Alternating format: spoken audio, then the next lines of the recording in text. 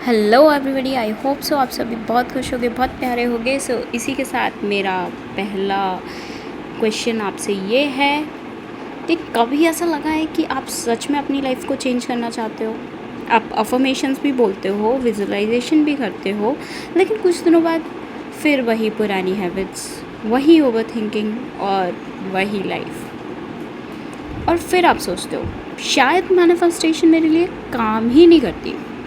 लेकिन सच बताऊं, problem manifestation नहीं है, प्रॉब्लम है आपका सबकॉन्शियस माइंड। और आज हम इसी बारे में बात करेंगे। और मैं आपसे एक क्वेश्चन पूछना चाहती हूँ, अगर कल सुबह उठकर आपकी सारी डिज़ायर्स कंप्लीट हो जाए, dream job, perfect relationship, financial freedom, तो क्या आपका माइंड उस रियलिटी को नेचुरली एक्सेप्ट कर लेगा?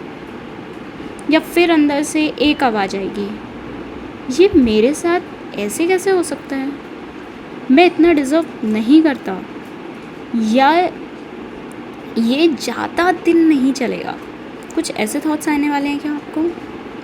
अगर ऐसा फील होता है, ट्रस्ट मी, आप अकेले नहीं हो, ठीक है? हमारा सबकॉन्शियस माइंड अच्छा है या बुरा डिसाइड नहीं करता। उसका सिर्फ एक काम है जो उसके लिए फैमिलियर है, उसी को रिपीट करना। अगर आप सालों से खुद को एवरेज समझते आए हो, तो जब आप अचानक बोलते हो आई एम सक्सेसफुल, तो सबकॉन्शियस माइंड कहता है ये कौन बोल रहा है, मुझे तो पुरानी आइडेंटिटी ही पता है। It's kind of resistance, right? मान लो एक इंसान 10 साल से सोच रहा है मैं अनलकी हूँ, अब वो 7 दिन अफर्मेशंस करता है आई एम लकी, उसका सबकॉन्शियस माइंड चेंज करता है, लेकिन सबकॉन्शियस माइंड के पास 10 साल का डेटा है। समझ रहे हो आप? इसीलिए रेजिस्टेंस आता है। मैनिफेस्टेशन फेल नहीं हुई, पुरानी प्रोग्रामिंग स्ट्रॉन्ग थी।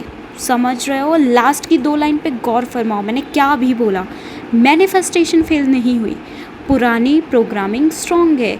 जब आप 10 साल से एक ही चीज़ का कॉन्सेप्ट लेके बैठे हो, एक ही चीज़ की आइडेंटिटी लेके बैठे हो, तो अगर आप अचानक से कुछ नया चीज़ बोलोगे तो आपका सबकॉन्शियस माइंड बोलेगा ये क्या कह रहे हो आप।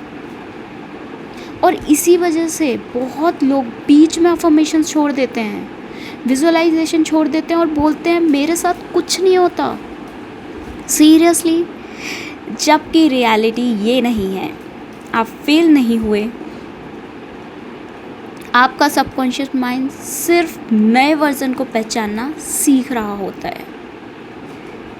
ओके? जैसे कि एक एग्जांपल लेते हैं, आपकी लाइफ में ना कोई पर्सन आया, तो आप एकदम से तो सब नहीं जान जाओगे ना। होता ना, first impression is the last impression. जब पहला वो इम्प्रेशन पड़ा, पहली वो आइडेंटिटी बनी, तो हम एकदम से नई चीज़ कैसे एकदम समझ ले किसी बारे में, राइट? अब सॉल्यूशन क्या है? तो क्या करें आप ऐसा? सबसे पहले अपने आप से लड़ना बंद करो।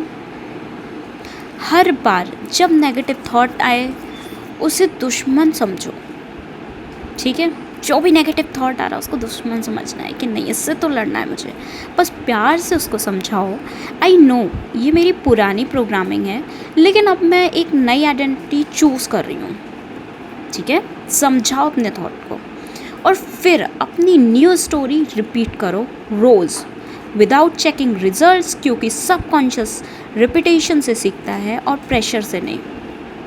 प्रेशर मत डालो, रिपीट करो, रिपीट।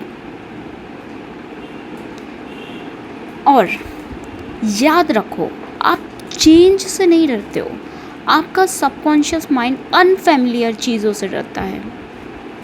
सपोज़ आप जो हो, आप जस्ट उसके अपोजिट बोल रहे हो, तो उसको लगेगा it's very unfamiliar, right? How can I accept it? मैं इसको एक्सेप्ट कैसे कर लूँ?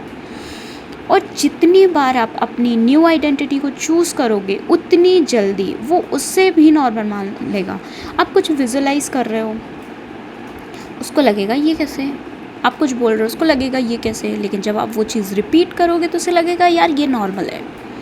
आज से अपने सबकॉन्शियस माइंड से फाइट बिल्कुल मत करो, उसे ट्रेन करो। और मुझे कमेंट्स में ज़रूर बताना आपकी कौन सी पुरानी बिलीफ है जो आप आज छोड़ना चाहते हो। समझ रहे हो ना? It's a very wonderful thing जो आज मैंने यहाँ पे बताई है। और अगर वो चीज़ आपको नहीं समझ आई है तो आई विल रिक्वेस्ट कि इस वीडियो को दोबारा सुनो, जितनी बार हो सकता उतनी बार सुनो, क्योंकि समझो, छोड़ो नहीं बीच में। अगर आप कुछ कर रहे हो, अफर्मेशन कर रहे हो, विजुअलाइजेशन कर रहे हो, उसको कॉन्टीन्यूस रखो। It's your duty, it's your responsibility, because आपको बदलना है ना। अगर किसी ने बता दिया, और maybe it's a sign for you, अगर ये वीडियो आपके सामने आई है तो, है ना, तो एक्सेप्ट करो, क्योंकि आप ही अपने आप को बदल सकते हो, कोई नहीं बदलेगा आपको। जैसा आप सोचोगे, जैसा आप कहोगे, आपका सबकॉन्शियस माइंड वैसा ही सुनेगा, वैसा ही अल्टीमेट बन जाएगा। तो इसके ये वीडियो मैं यहीं विराम देती हूँ। आपको कुछ पूछना हो तो आप कमेंट कर देना। उसके साथ साथ मैं अब आपसे नेक्स्ट वीडियो में मिलूँगी। और अगर आपको लगता है कि मुझे कोई नेक्स्ट वीडियो कौन सी लेके आनी चाहिए, किस टॉपिक पे लेके आनी चाहिए, तो बिल्कुल आप बता सकते हो, क्योंकि ये कंटेंट आपके लिए ही है। Thank you so much.